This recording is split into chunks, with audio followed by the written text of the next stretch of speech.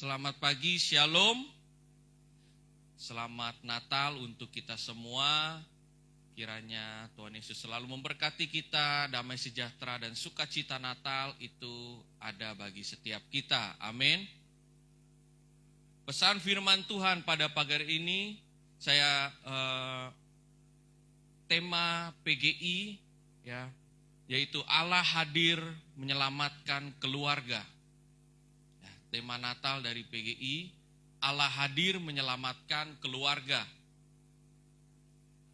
Firman Tuhan Matius 1 ayat 21, firman Tuhan berkata, Ia akan melahirkan anak laki-laki dan engkau akan menamai dia Yesus, karena dialah yang akan menyelamatkan umatnya dari dosa. Amin. Tema Natal tahun ini adalah Allah hadir menyelamatkan keluarga. Ya. Keluarga adalah rancangan Allah. Keluarga adalah rancangan Tuhan yang murni, yang utuh. Tetapi karena manusia jatuh di dalam dosa, ya, karena manusia jatuh di dalam dosa, akhirnya seringkali keluarga justru menjadi tempat medan pertempuran. Wah. Ya. Keluarga yang tadinya rancangan Allah yang murni, rancangan Allah yang kudus, karena manusia jatuh dalam dosa, akhirnya keluarga justru menjadi medan pertempuran. Karena apa? Karena hilangnya kasih dalam keluarga, karena besarnya ego manusia, ya. Karena nilai iman akhirnya mulai berkurang di dalam keluarga. Justru menjadikan keluarga itu malah jadi tempat untuk bertempur. Bertempur dalam arti setiap hari cekcok, setiap hari marah, ya, setiap hari penuh dengan emosi. Ya. Keluarga hari-hari ini lebih mendapatkan banyak masalah dan krisis dibandingkan adanya damai sejahtera dan sukacita itu sendiri. Karena itu pagi hari ini saya akan memberitakan tentang bagaimana Allah hadir untuk menyelamatkan keluarga. Poin yang pertama adalah Allah hadir menyelamatkan keluarga. Poin yang pertama adalah keluarga itu sebagai tempat untuk Allah hadir. Keluarga adalah sebagai tempat untuk Allah hadir. Kalau kita belajar kita baca firman Tuhan dari perjalanan bagaimana Yusuf dan Maria, bagaimana kelahiran Yesus, ya. Pada saat itu Kaisar Agustus memerintahkan untuk mendata semua penduduk, ya, kalau sekarang namanya sensus, sehingga semua kembali ke daerahnya masing-masing. Dan pada saat itu Yusuf dari kota Bethlehem, dari Nazaret, dia kembali ke Bethlehem untuk mengikuti mandat bahwa akan diadakan pendataan. Dan perjalanan dari Nazaret ke Bethlehem itu kalau saya baca itu sekitar 140 sampai 150 kilometer. Dan Yusuf berjalan bersama Maria. Ketika di kota Bethlehem, Maria sudah merasakan bahwa ia akan mau bersalin, ia akan mau melahirkan. Tetapi semua tempat penginapan penuh. Tidak ada tempat. Akhirnya yang ada tempat adalah di palungan. Ya. Padahal Bethlehem itu adalah tempat, ya, tempatnya Yusuf. Ya, kalau orang sini bilang tuan tanah. Harusnya kalau di sini, ya, biasanya kalau di sini, kalau kita kembali ke kita pun tempat, itu keluarga susambut. Ya, beta ingat waktu itu beta ikut Bapak Dedi pulang ke Alor, itu full. Nanti hari ini pagi ada ajak makan keluarga di rumah keluarga sini. Lalu besoknya ada, siangnya, nggak usah besok, siangnya udah ada lagi yang ajak, malamnya udah lagi ada yang ajak. Ya. Itu ketika Bapak Dedi padahal lama di Jakarta, setelah kuliah terus di Jakarta. Tapi pas kembali ke tempat asalnya, kembali ke Alor, semua keluarga mengundang. Nah, Yusuf kembali ke Bethlehem, ya, dan di situ dikatakan bahwa ia juga keturunan Daud, bukan orang biasa-biasa. Tetapi ketika ia kembali bisa tidak ada tempat bagi Maria untuk melahirkan. Hingga akhirnya harus melahirkan di palungan. Nah, kalau kita melihat dalam kehidupan kita sekarang, ya, keluarga kita, pribadi kita masing-masing, masih adakah tempat Yesus bagi keluarga kita? Masih adakah tempat Yesus bagi pribadi kita? Ya. Jangan sampai sama kita menaruh tempat Yesus hanya di pinggiran doang. Pekerjaan, ya, pekerjaan seluler, kehidupan dunia lebih penting. Akhirnya menempatkan Yesus hanya sepersekian persen bagi keluarga kita, bagi hidup kita. Karena itu pesan Natal pagi ini sangat penting bagi kita. Kalau Allah hadir menyelamatkan keluarga, maka keluarga harus menyediakan tempat untuk Allah, untuk Yesus hadir bagi keluarga kita. Amin. Harus keluarga Allah harus hadir, Yesus harus hadir bagi keluarga kita. Bagaimana kita bisa memiliki kasih? Bagaimana kita bisa saling mengasihi satu sama lain tanpa melihat waktu, tanpa melihat fisik, tanpa melihat keadaan? Kalau Allah tidak hadir, hanya karena Allah hadir, Yesus hadir di tengah keluarga kita, maka kita bisa saling mengasihi satu dengan yang lain di dalam keluarga kita. Apapun kondisinya, apapun kekurangannya, kita tetap bisa mengasihi keluarga kita. Istri mengasihi suami, suami mengasihi istri, suami mengasihi anak, suami istri mengasihi anak-anak, orang tua mengasihi anak-anak, anak-anak mengasihi orang tua. Jangan sampai justru di dalam keluarga kita kasih itu hilang. Kalau kasih itu hilang, maka yang ada tadi, keluarga menjadi tempat medan pertempuran. Ayo, hari ini kita mau berdebat apa? Mari kita debat sudah. Karena dasarnya kasih itu udah mulai redup.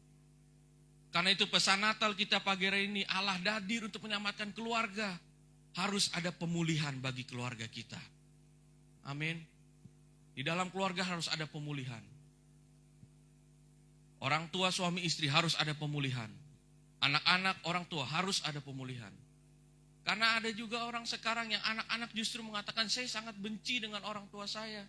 Saya sangat benci dengan ayah saya. Saya benci dengan ibu saya. Bahkan kalau dia kenapa-kenapa pun saya nggak akan peduli. Wow. Itu apa? Saking hilangnya kasih di dalam keluarga berdampak kepada anak-anak juga. Karena itu kita harus menyediakan tempat bagi Yesus. Menyediakan tempat bagi Allah untuk hadir di tengah keluarga kita. Artinya apa? Tuhan Yesus, Allah, harus menjadi landasan bagi keluarga, kehidupan kita berkeluarga. Bukan lagi tentang ego manusia.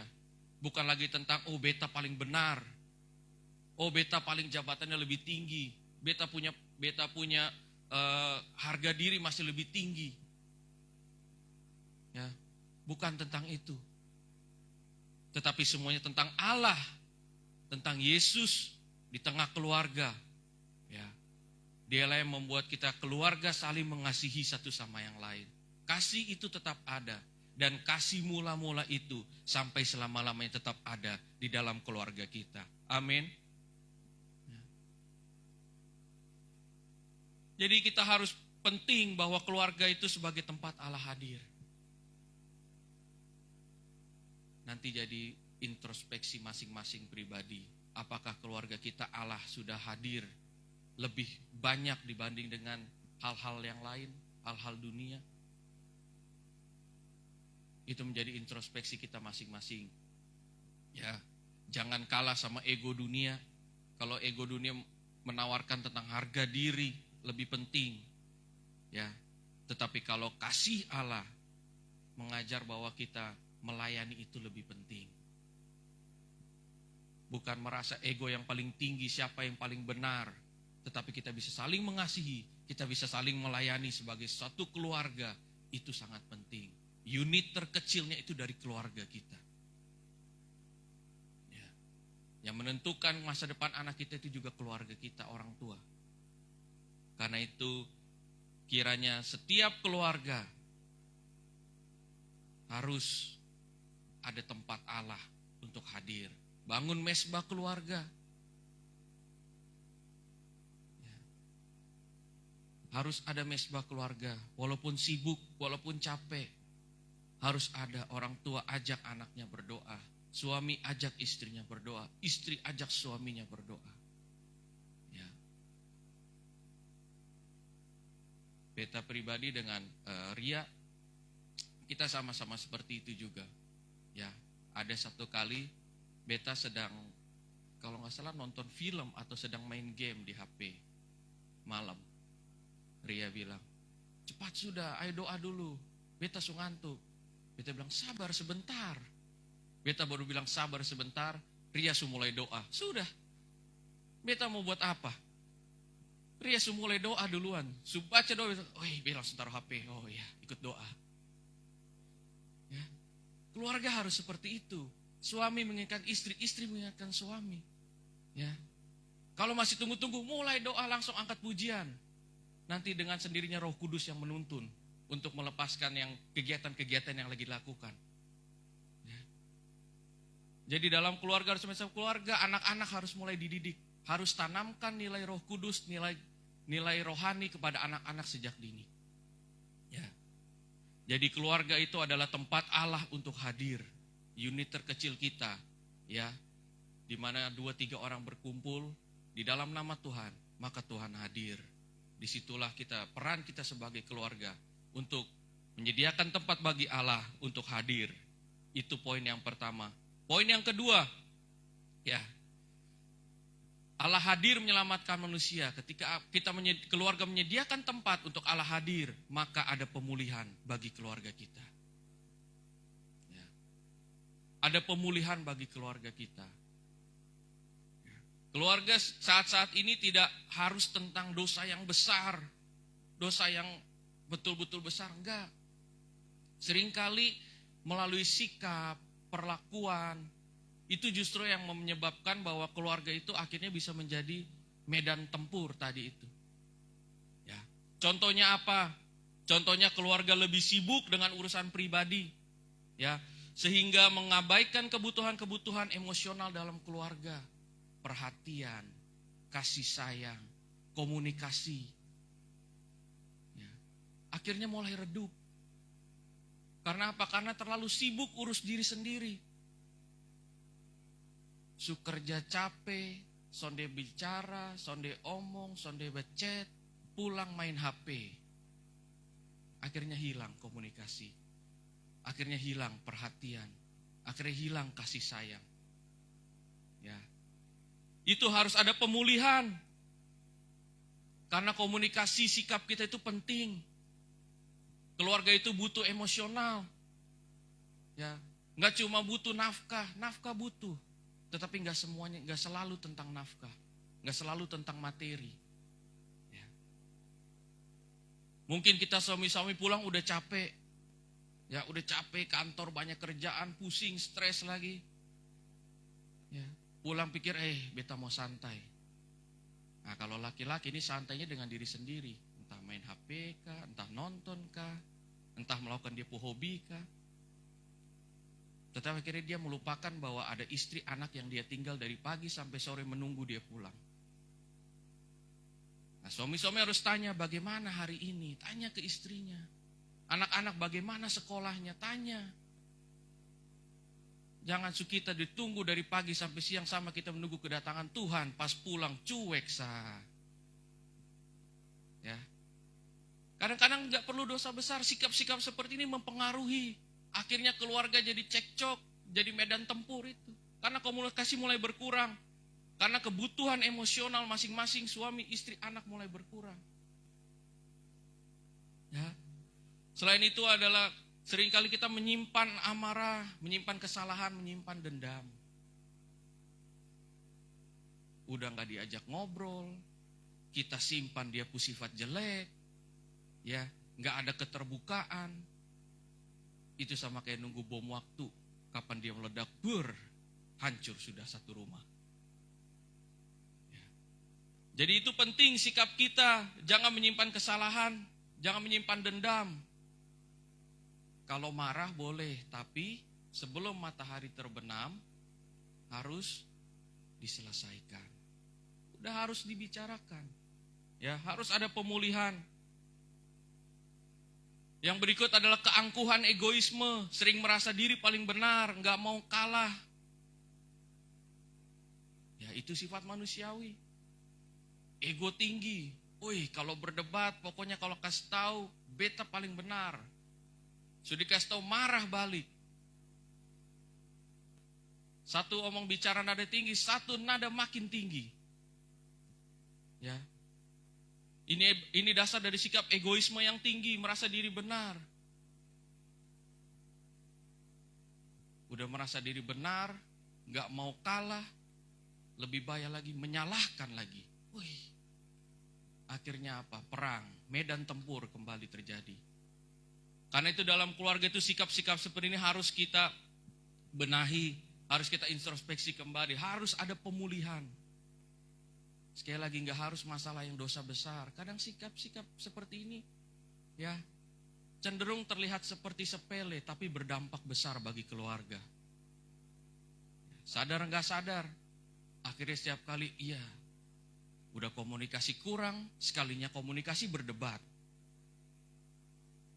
Akhirnya kasih itu hilang. Dan ketika kita marah, ketika kita mulai berdebat, mulai dengan emosi, disitulah iblis masuk. Melihat situasi, ini pas beta masuk di sini. Akhirnya makin perang. Satu tidur di kamar sebelah, satu tidur di kamar sebelah. Itu celah untuk iblis masuk. Saya ingin katakan sekali lagi, kalau iblis itu adalah roh pemecah belah. Ketika kita sedang emosi, ketika kita sedang marah, hingga akhirnya menyebabkan perpecahan di dalam rumah, percayalah itu kerjanya iblis.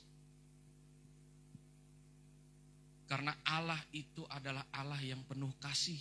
Allah kita itu Allah yang penuh kasih. Allah yang penuh dengan damai sejahtera. Jadi kita udah mulai marah, ingat, ini iblis kerja ini. Ini bukan dari Tuhan. Mulai tenangkan hati, tenangkan diri. Berdoa di kamar kalau perlu, ya. Ambil sikap hati, jangan terpengaruh oleh situasi, keadaan, dan intimidasi iblis. Jadi penting bagi kita ada pemulihan bagi keluarga kita. Mulai dari hal-hal yang kecil. Mungkin orang anggap sepele. Sekali lagi saya katakan, mungkin itu dianggap seperti sepele. Tapi itu punya dampak yang besar bagi keluarga kita. Karena itu harus ada pemulihan hati. Ya, momen Natal ini mengingatkan bahwa Allah hadir menyelamatkan keluarga kita. Karena itu pulang, kalau masih ada yang mengganjal, keluarga, suami, istri, anak-anak, orang tua, duduk sama-sama, bergandengan tangan berdoa, pemulihan. Izinkan Allah hadir, pemulihan pasti terjadi bagi keluarga kita. Amin. Kita harus ambil sikap, ambil komitmen. Ya. Karena Allah hadir di tengah dunia ini, Allah hadir untuk tidak hanya menyelamatkan manusia, menyelamatkan kita keluarga juga. Keluarga demi keluarga. Jadi yang pertama, keluarga adalah tempat Allah untuk hadir.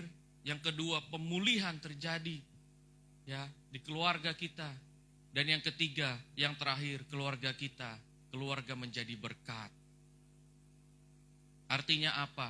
Artinya ketika Allah hadir, ketika ada pemulihan, maka keluarga kita dapat menjadi contoh bagi orang lain. Kita melihat dari kisah Yusuf dan Maria, tadi saya katakan bagaimana dia berjalan jauh. Bisa bayangkan, hamil besar, jalan jauh sampai ratusan kilo. Ya, itu rasanya seperti apa? Beta son bayangkan kalau itu terjadi saat-saat ini. Beta son tahu sepanjang jalan apa yang dikeluhkan oleh Maria kepada Yusuf. Tetapi kita belajar bahwa walaupun mereka berjalan jauh, Yusuf tetap setia menemani. Mereka berdua tetap sama-sama. Walaupun rasanya susah, sakit, walaupun kondisinya nggak enak. Tetapi mereka tetap berjalan bersama-sama. Itu memberikan contoh bagi kita. Ya, dalam kehidupan keluarga kita, mau susah, mau senang, harus sama-sama. Apalagi susah. Ya, jangan cuma pas senangnya doang sama-sama, ketawa sama-sama. Kalau pas lagi susah, itulah fungsinya keluarga. Harus menopang, harus bergandengan tangan, supaya bisa sama-sama maju, melewati setiap keadaan yang dihadapi.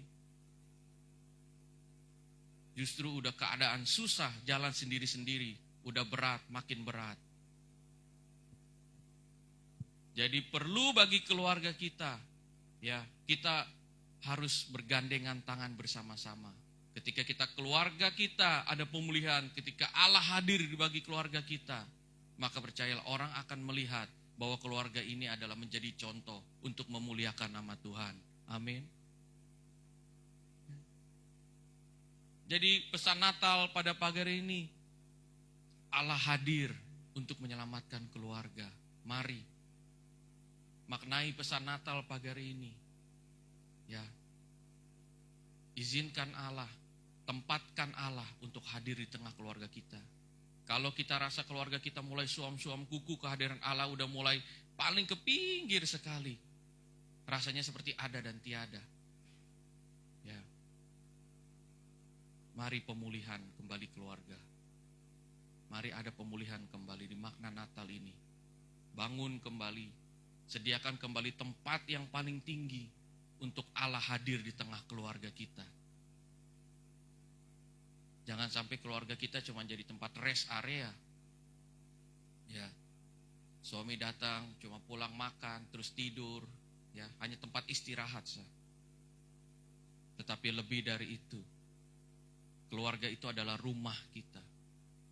Sesusah apapun kondisi di luar, sesusah apapun, sesulit apapun kondisi yang kita hadapi di tempat kerja kita, sesusah apapun, sesulit apapun kondisi yang kita hadapi di lingkungan kita, percayalah, rumah itu adalah, keluarga itu adalah rumah untuk tempat kita kembali menguatkan kita dan meneguhkan kita.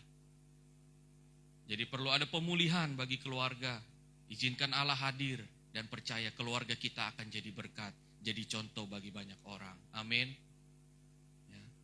Ini firman Tuhan kita pagi hari ini, bahwa Allah hadir, ya, untuk menyelamatkan keluarga.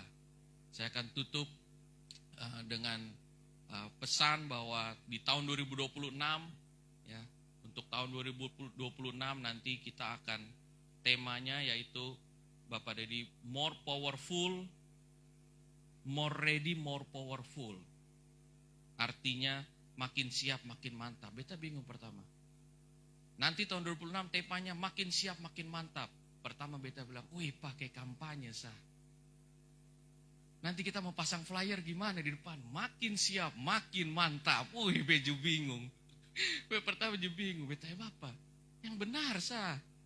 Makin siap, coba cari kalimat yang lain yang lebih pas begitu toh. Kan orang datang pikir lihat makin siap, makin mantap. Wih kita kayak rumah politik. Bapak bilang kayak kampanye sah. Bapak bilang enggak. Kita melewati tahun terobosan di 2024. Kita mengalami tahun pertumbuhan dan berbuah di tahun 2025. Dan di 2026 setiap pribadi kita makin siap, makin mantap menghadapi setiap kondisi. Iman kita makin siap, rohani kita makin siap. Dia bilang, oh iya betul juga. Akhirnya coba pakai bahasa Inggris sedikit supaya agak lebih keren. Akhirnya tanya-tanya, temanya itu. More ready, more powerful. Wah, ini kan jadi wow, keren. Ya. Jadi 2026 kita makin siap menghadapi 2026. Dan kita yakin karena kita udah menerobos, kita udah mengalami terobosan dan kita udah mulai pertumbuhan yang luar biasa. Maka kita makin mantap untuk menghadapi 2026. Amin. Demikian firman Tuhan. Mari saya undang kita semua bangkit berdiri.